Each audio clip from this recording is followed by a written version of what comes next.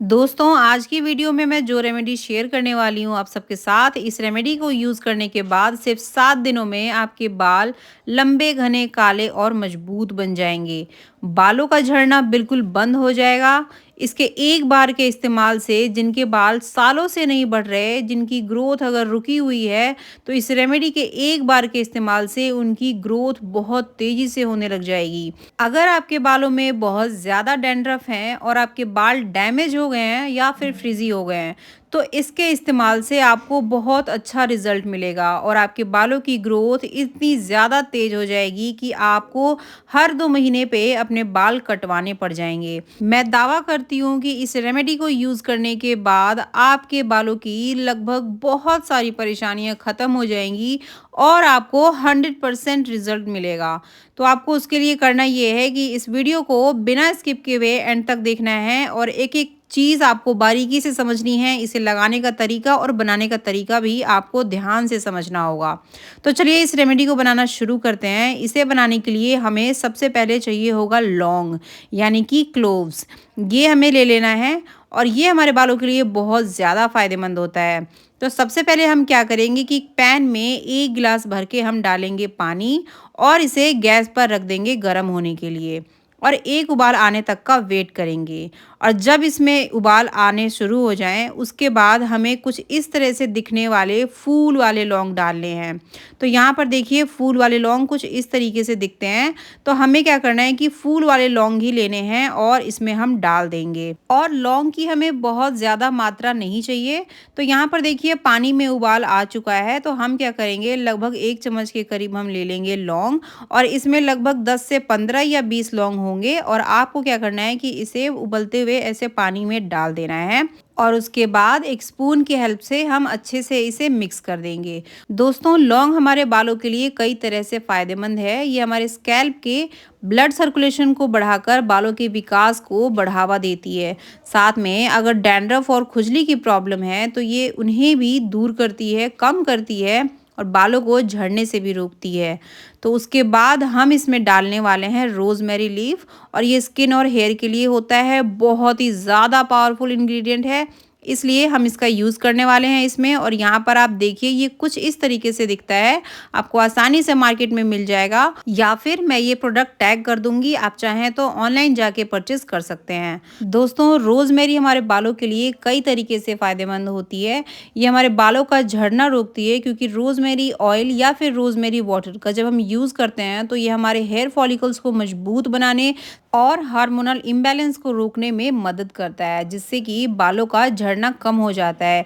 ये हमारे बालों को बहुत ही ज़्यादा सॉफ्ट और शाइनी भी बनाती है। ये हमारे बालों को एक मॉइस्चर भी प्रदान करती है। तो यहाँ पर देखिए हमने 1 चम्मच ले लिया है रोज़मेरी लीफ और हम इसी पानी में डाल देंगे और अब हम लौंग और इस रोज़मेरी लीफ को हम अच्छे से बॉयल होने देंगे, पकने देंगे इसे 10 से 15 मिनट तक बिल्कुल लो फ्लेम पर, जिससे कि रोज़मेरी और लौंग के सारी जो गुडनेस हैं, सारे न्यूट्रिशंस हैं, वो सब इस पानी में आ जाएं। रोज़मेरी में होता है कार्नोसिक एसिड और रोज़मेरिनिक एसिड, जो बालों के पोर्स को एक्टिवेट करता है और ब्लड सर्कुलेशन को बढ़ाकर बालों के विकास को बढ़ावा देते हैं। साथ में ये डैंड्रफ भी कम करता है क्योंकि इसके एंटी फंगल प्रॉपर्टीज़ रूसी पैदा करने वाले फंगस से लड़ने में बहुत ज़्यादा मदद करते हैं, जिससे कि डैंड्रफ और ईचिंग की प्रॉब्लम कम होती है। रोज़मेरी ऑयल या वाटर का यूज़ करने से हमारे स्कैल्प पहले से बहुत ही ज़्यादा हेल्दी हो जाते हैं और बिल्कुल क्लीन भी हो जाते हैं, क्योंकि इसमें होता है एंटीऑक्सीडेंट और एंटी इन्फ्लेमेटरी गुण, जो आपके बालों को नुकसान से बचाते हैं और साथ में अगर सूजन हो जाते हैं तो उसको कम करने में भी ये मदद करते हैं और आपके बाल सिल्की, शाइनी और सॉफ्ट भी हो जाते हैं। साथ में आपकी बालों की ग्रोथ भी अच्छी हो जाती है और हेयर फॉल भी रुक जाता है। तो हमें इस पानी को उबालते रहना है लो फ्लेम पे 10 से 15 मिनट तक, जब तक कि इसमें सारे पोषक तत्व ना आ जाए लौंग और रोज़मेरी के।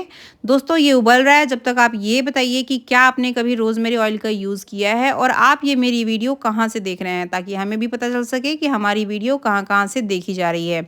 तो दोस्तों, यहाँ पर देखिए 10 से 15 मिनट बाद ये पानी डार्क ब्राउन कलर में हो चुका है, रेडिश ब्राउन कलर में। और अब हम क्या करेंगे कि गैस को बंद कर देंगे और इसे ठंडा होने देंगे और जब ये ठंडा हो जाए तो अब हम इसे छान लेंगे और इसका हम टोनर हेयर टोनर और सीरम दोनों बनाने वाले हैं। तो इस वीडियो को बिना स्किप किए हुए देखिएगा, वीडियो में बने रहिएगा और ध्यान से समझ लीजिएगा कि टोनर और सीरम कैसे यूज़ करना है हमें।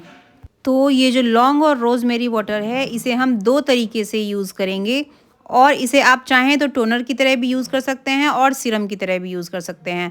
ये जो वाटर है ना, ये आपके बालों में मैजिक की तरह काम करेगा, क्योंकि लौंग में होता है यूजेनॉल, जो हमारे स्कैल्प के ब्लड सर्कुलेशन को इम्प्रूव करता है, जिससे बालों की जड़ें मजबूत बनती हैं और बालों का झड़ना कम हो जाता है।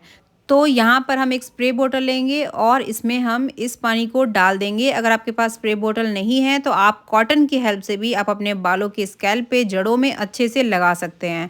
तो हम इसमें डाल देते हैं और अभी हम हाफ़ पानी डालेंगे, मतलब आधे पानी का हमने यूज़ अभी नहीं किया है, उसका हम सीरम तैयार करेंगे। अभी हमने हेयर स्प्रे तैयार किया है, जो कि हमने आधे पानी को ही अभी यूज़ किया है। तो दोस्तों, ये हेयर स्प्रे का तरीका जान लीजिए आप कि कैसे यूज़ करना है।